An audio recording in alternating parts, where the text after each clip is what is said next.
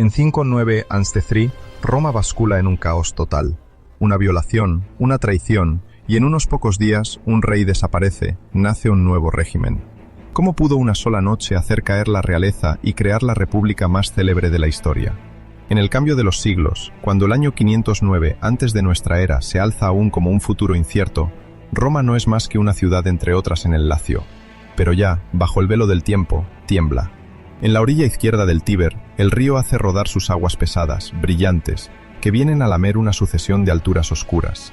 7 colinas se alzan como 7 centinelas: el Capitolio, abrupto, donde las rocas dominan el valle; el Palatino, cuna de las chozas antiguas; el Esquilino, vasto y que ya va ganando terreno sobre los pantanos; el Celio, de laderas suaves; el Aventino, vuelto hacia los campos; el Quirinal, el Viminal, que prolongan la ciudad hacia el norte.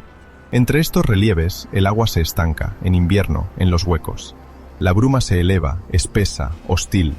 Pero bajo el barro y la peste, una fuerza se organiza. A 25 estadios de allí, el mar Tirreno respira lentamente. Sus vientos remontan el curso del Tíber, cargados de salitre y de amenazas.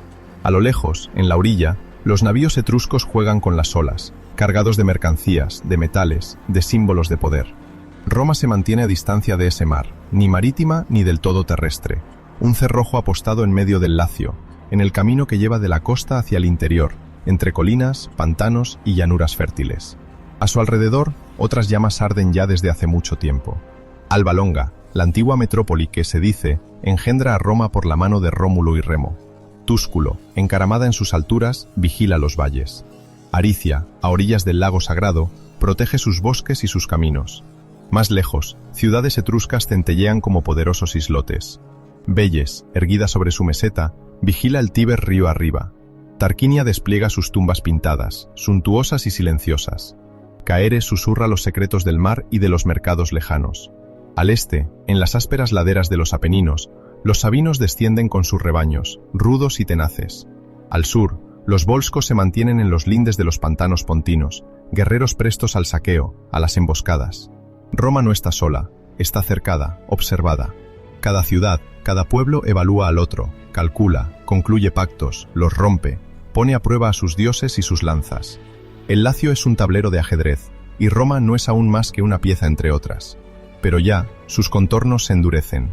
Por encima de este frémito humano, la memoria conserva el hilo de los reyes. Los antiguos cuentan que Rómulo, hijo de Marte, traza el primero el surco sagrado en el Palatino, en el año 753 antes de nuestra era, según el cómputo que más tarde adoptarán los analistas. Desde él, otros 6 reyes se suceden, hasta aquel que todavía reina, Tarquinio, al que llaman el Soberbio. Entre estos dos extremos se despliega un siglo y medio, modelado por las armas, las alianzas, los sacrificios, las conjuras. En vísperas del 509, esta cadena real pesa.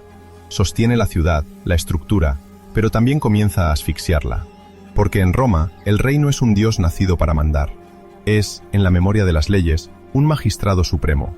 Su cargo dura toda la vida, pero en principio no pasa de un padre a su hijo como un rebaño o un campo. Cuando un rey muere, el poder se vacía. El tiempo se suspende. Los sacerdotes escrutan el cielo, la ciudad contiene la respiración.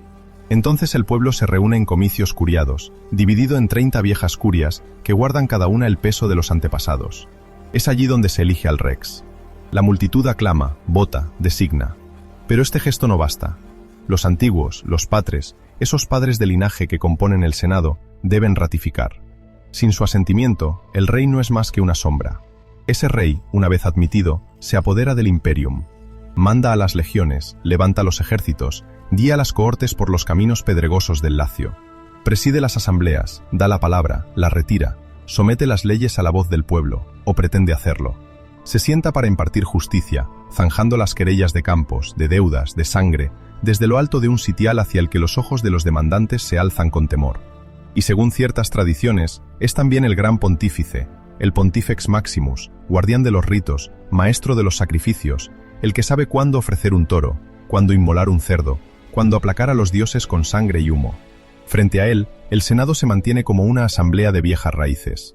100, 200, 300 hombres según las épocas, reclutados en las grandes gentes patricias, esas familias que se jactan de haber visto los primeros días de la ciudad, de haber alimentado a sus lobos y sus oráculos. Aconsejan, previenen, a veces resisten. Su voz no tiene fuerza de ley, pero tiene el peso de la costumbre. Sin ellos, el rey está solo. Con ellos, debe contar.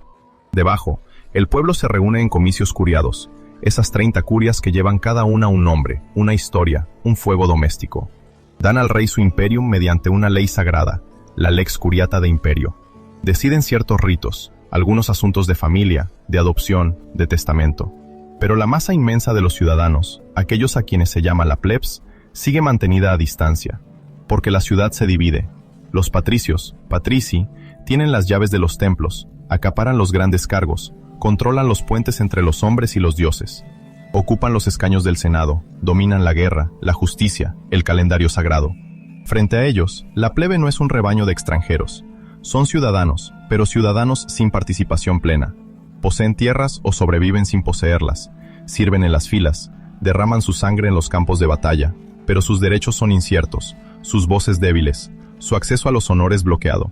Al final de la monarquía, este reparte ya no es solo una costumbre, se convierte en una quemadura. Sobre esta ciudad latina ya desgarrada, planea otra sombra, la de Etruria.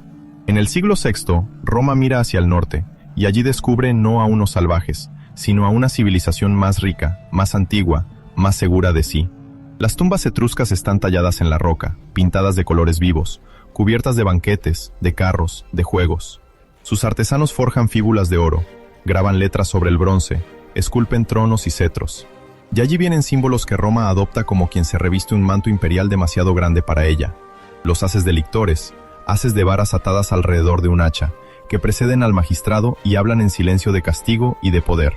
El trono curul, asiento de patas curvadas, donde uno se sienta no como un simple ciudadano, sino como quien manda. La toga de púrpura, pesado paño que rodea el cuerpo del rey como una llama sangrienta. Un día, dice la leyenda, un hombre venido de esas tierras etruscas franqueó las puertas de Roma. Se le llama Tarquinio el Antiguo, Tarquinius Priscus. Su nombre, ya, lleva el eco de Tarquinia. No ha nacido en las viejas gentes latinas, viene de fuera, pero la ciudad lo acepta, lo celebra, y con él, cambia de rostro. Bajo su reinado, el foro, hasta entonces simple hondonada fangosa entre las colinas, comienza a transformarse. Se excava, se drena, se canalizan las aguas pestilentes. Una vasta cloaca, una alcantarilla monumental que la tradición bautizará Cloaca Máxima, abre su vientre de piedra bajo los pasos de los romanos. Los pantanos retroceden, el suelo se endurece. Sobre esta herida desecada se extienden losas, se trazan lugares de mercado, de debates, de triunfo. Roma se dota de un corazón. En esos años, la guerra forja también el alma de la ciudad. Tarquinio el Antiguo refuerza los ejércitos, afina la disciplina, lanza campañas contra los vecinos, somete, reúne, impone tratados. Las fronteras de Roma se hinchan, los estandartes regresan cargados de botín. La ciudad gana en riqueza, pero también en apetito.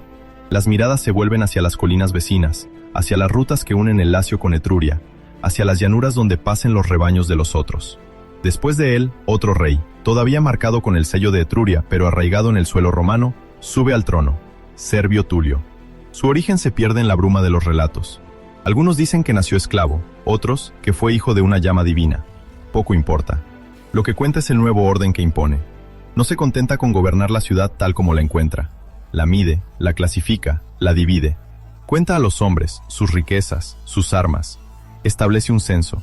A partir de entonces, los ciudadanos ya no se vinculan solo por sus curias y sus linajes, sino por la fortuna que declaran y por las armas que pueden proporcionar. Servio agrupa así al pueblo en clases censitarias. Quienes poseen más aportan más armas, pagan más impuestos, pero también obtienen más peso en las nuevas asambleas. Los comicios centuriados. Traza 5 grandes clases, distingue incluso a los más ricos, aquellos que montan a caballo, los equites, nobles jinetes que forman la punta móvil del ejército. Cada uno recibe su lugar en centurias, unidades que votan y combaten. A partir de entonces, servir en las filas y votar en la asamblea se confunden. La ciudad se piensa como un ejército en orden de batalla. En este mismo movimiento, dibuja en el territorio tribus urbanas y rurales. La ciudad ya no es solo una suma de colinas habitadas. Es un espacio estructurado, recortado para el impuesto, para la leva, para la administración. Alrededor de Roma, los campos quedan integrados, censados, controlados. Cada hombre sabe a qué tribu pertenece, por qué vía debe responder al llamado de los tambores. En esta Roma que se densifica, las piedras se alzan. El foro se convierte en un teatro de poder. Se preparan, en el Capitolio, los cimientos de un templo que la memoria no dejará de venerar, el de Júpiter muy bueno, muy grande, Júpiter Optimus Maximus, el dios de mirada de trueno que protege la ciudad. Bajo los tarquinios se excavan sus cimientos, se levantan sus columnas, se esculpen sus frontones. La madera, la teja, la piedra se combinan, y en el espíritu de los romanos toma forma una imagen, la de una ciudad que ya no es una aldea de chozas, sino un centro donde dioses y hombres dialogan cara a cara. La religión, por todas partes, encuadra este mundo. Antes de cada decisión se levantan los ojos. Los augures, envueltos en sus togas, utilizan sus bastones curvados para trazar en el cielo zonas sagradas. Los pájaros vuelan, giran, gritan. Su trayectoria, su canto, su silencio, todo es signo. Sin auspicios favorables, ninguna guerra, ninguna designación de rey, ninguna gran empresa es legítima. Los flamines mantienen los cultos de dioses precisos. Los pontífices vigilan los ritos, cuentan los días fastos y nefastos, velan porque las palabras de las plegarias permanezcan intactas, que nadie las corrompa. Ya, al final de la realeza, estos colegios existen, aunque su organización futura se dibujará sobre todo bajo la República. Pero el principio es claro. El poder se inclina ante lo sagrado, y lo sagrado, a su vez, legitima el poder. Sin embargo, en estos años de construcciones y reformas, se produce un deslizamiento. El último rey, Lucio Tarquinio el Soberbio, no sube al trono por las vías pacíficas del voto y del auspicio. Accede a él por el hierro y la sangre. La tradición cuenta que derroca a Servio Tulio, que lo hace caer en las calles, que pisa su cuerpo moribundo, y que la reina Tulia, cómplice, pasa su carro sobre el cadáver de su propio padre. Poco importa el detalle exacto. En la memoria romana, el cambio es brutal. El rey ya no es el magistrado elegido y ratificado. Se convierte en aquel que se apodera. Bajo Tarquinio el Soberbio, el Senado pierde poco a poco su voz. Los patres ya no son convocados más que cuando él encuentra ventaja en ello. Algunos son eliminados, otros desatendidos. Los escaños que se vacían ya no se llenan. El consejo de los padres se encoge, sus columnas se erosionan. El rey gobierna sin mirar atrás, apoyado en sus allegados, en sus hijos, en un puñado de fieles. Las reglas antiguas se vuelven frágiles. La majestad real, ya pesada, se transforma en tiranía. Sin embargo, Tarquinio no es un rey inactivo. Prosigue las grandes obras, impulsa la culminación del templo de Júpiter Capitolino, multiplica los trabajos de infraestructura que llenan la ciudad de ruidos de martillos y golpes de pico. Dirige campañas contra los latinos, contra los volscos. Asedia, engaña, somete. La ciudad de Gabios cae, se dice, más por astucia que por fuerza. Roma, gracias a él, se impone en la región. Pero este triunfo exterior tiene un precio interior. Porque, mientras los muros se elevan, mientras las rutas se tienden como venas de piedra a través del Lacio, los aristócratas romanos sienten que su poder se desliza. Ven al rey decidir solo, sin consultarlos. Ven a sus hijos apartados de los honores, sus voces sofocadas. En el fondo de las casas patricias, en los atrios donde arden los hogares, nacen murmullos, se amontonan rencores.